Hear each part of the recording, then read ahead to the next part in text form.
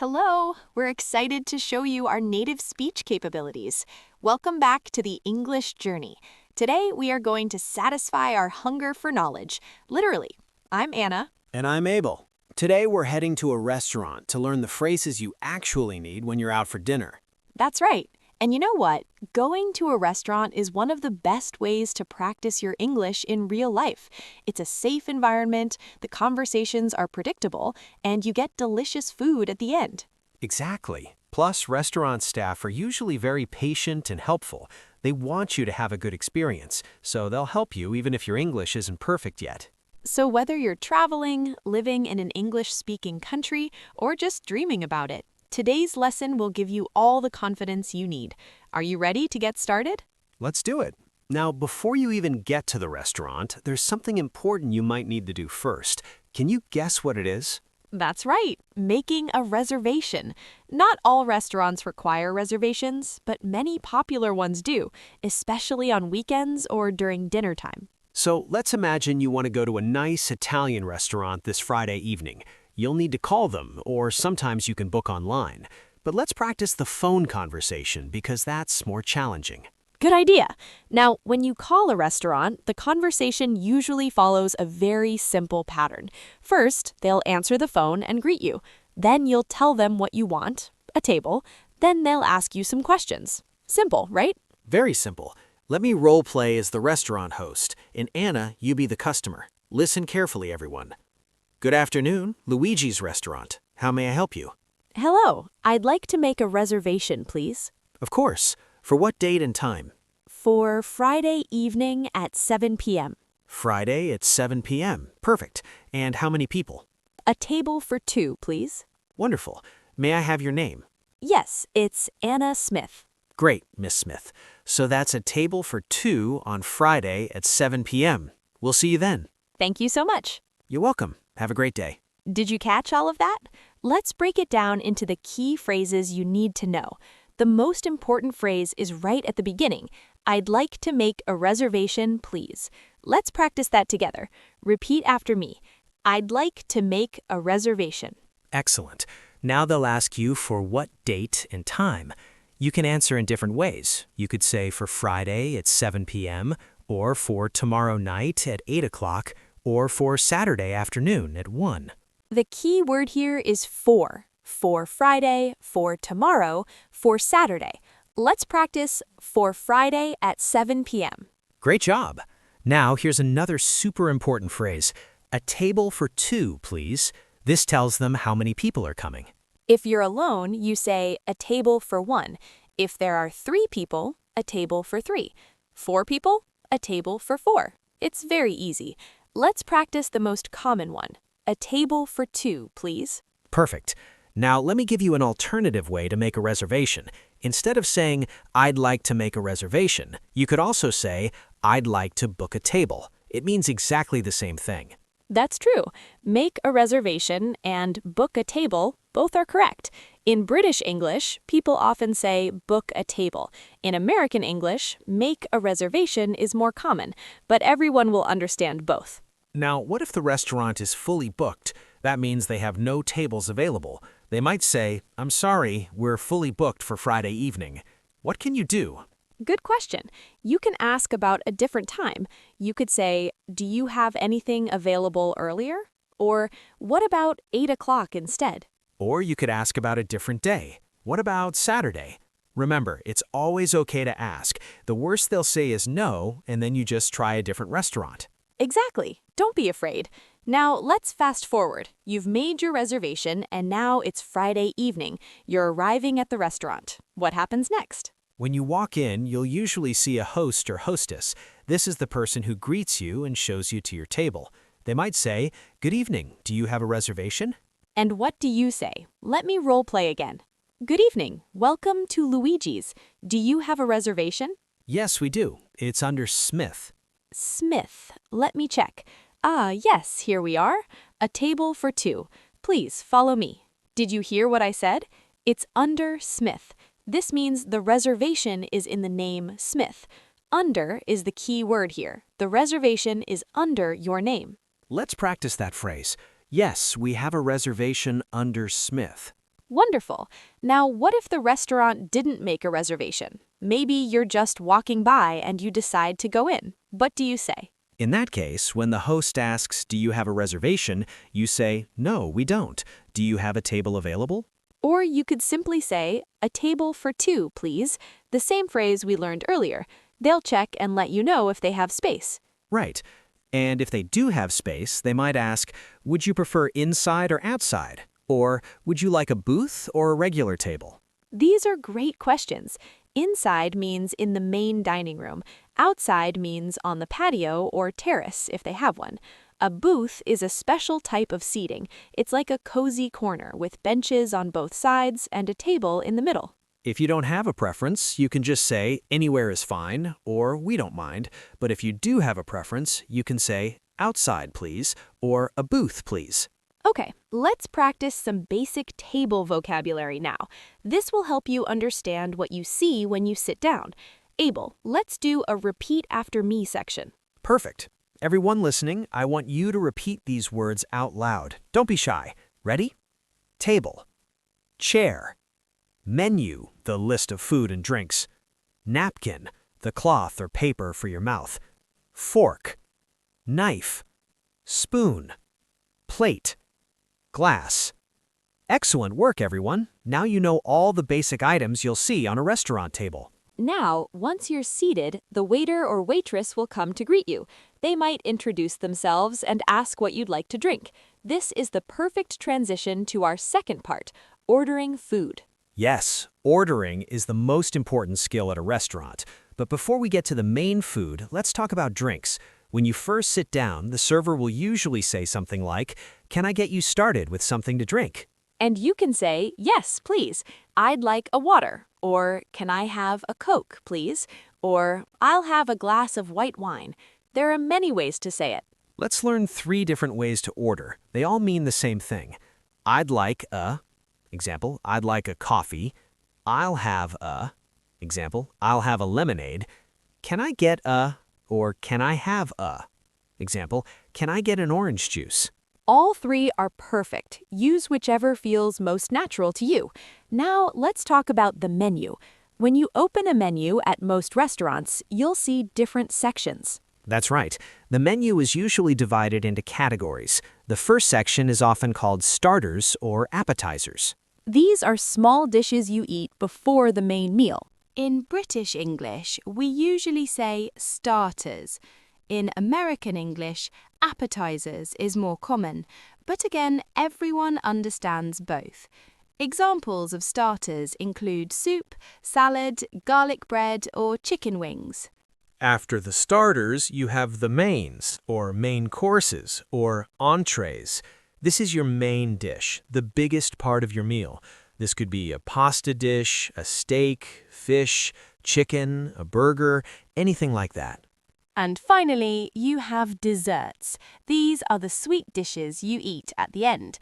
Ice cream, cake, pie, chocolate mousse, yummy. So let's remember, starters or appetizers, the small dishes at the beginning, mains or entrees, the big main dish, desserts, the sweet treats at the end. Now, you don't have to order all 3. If you're not very hungry, you can just order a main course. Or if you want a light meal, maybe just a starter and a dessert. It's completely up to you. Exactly. Now let's role-play a complete ordering situation. I'll be the waiter again, and Anna will be the customer. Everyone, listen to the phrases we use. "Good evening, my name is Marco, and I'll be your server tonight. Can I start you off with something to drink?" Yes, please. I'd like a glass of water with lemon, please. Perfect. And for you, sir? Oh, let's pretend there's someone with me. Okay, I'll pretend there's another customer. He'll have an iced tea. All right, 1 water with lemon and 1 iced tea. Are you ready to order, or do you need a few more minutes? Could we have a few more minutes, please? Of course. Take your time. I'll be back shortly. Did you catch that phrase? Could we have a few more minutes, please? This is what you say when you need more time to look at the menu. Yes, when the waiter comes to your table, they often ask, "Are you ready to order?" If you're ready, you say, yes, we are. But if you need more time, you say, could we have a few more minutes? Or simply, not yet, thank you. Perfect. Now let's continue the role play. The waiter comes back. Abel. Okay, are we ready to order now? Yes, we are. I'd like to start with the tomato soup, please. Excellent choice. And for your main course? I'll have the grilled chicken with vegetables. Great. And how would you like your chicken cooked? Okay, let me stop there. This is an important question. For some foods, especially meat, they'll ask how you want it cooked. That's right. For chicken and pork, they don't usually ask because these must be fully cooked. But for beef, like a steak or a burger, they'll ask. The options are rare, medium, medium well, or well done. Rare means very pink in the middle, still quite red. Well done means completely cooked through, no pink at all. Medium is right in the middle, some pink but not too much. Most people choose medium or medium well. If you're not sure, just say medium, please, and you'll be fine. Now let's talk about special requests and questions about the food. This is really important because you might have allergies, or you might not like certain ingredients, or you might be vegetarian. Absolutely. It's completely normal to ask questions about the food. Let's learn some useful questions. First, what do you recommend? Means, what's good here? What should I try?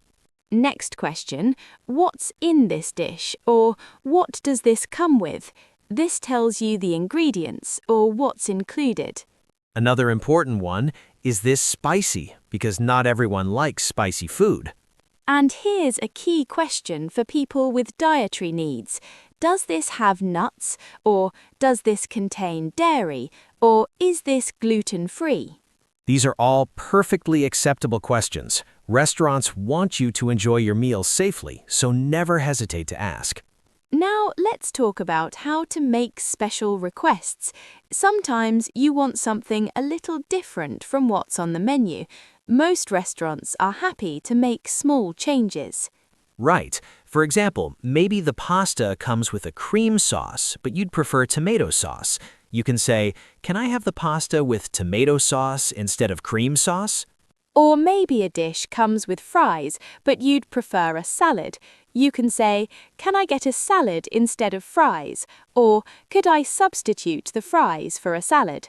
The key words here are instead of and substitute. Let's practice. Can I have rice instead of potatoes? And another one, could I substitute the vegetables for a side salad? Perfect. Now, what if you're vegetarian or vegan? You can ask, do you have any vegetarian options? Or which dishes are vegan?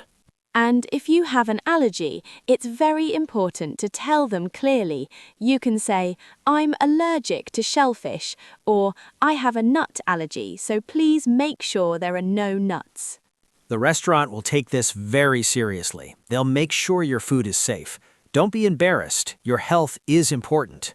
Now let's do a complete ordering role play with some special requests.